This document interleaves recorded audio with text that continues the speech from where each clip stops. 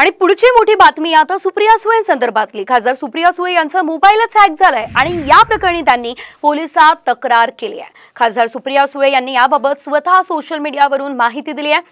Phone आणि WhatsApp hack झालेले आहे, त्यामुळे कुणीही मेसेज किंवा फोन करू नका हे आवाहन त्यांनी सोशल मीडियाद्वारे केलेले आहे।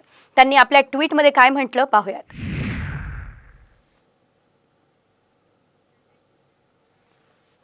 मी बराच वेळ माझ्या फोनवर व्यस्त होते।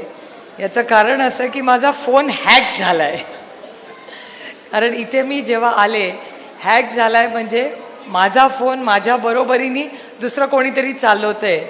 इथे हॅक झाल्यावर माझ्या लक्षात आलं माझं व्हॉट्सॲपच उघडेना, म्हणून मी जयंतरावांना म्हणलं की तुम्ही जरा माझ्या मेसेजवर माझा चेक करा फोन। तर जयंतरावांनी नमस्कार पाठवला, तर माझा फोन हॅक झालेला असताना मी काही केलेलं नसताना जयंतरावांना नमस्कार आलाय।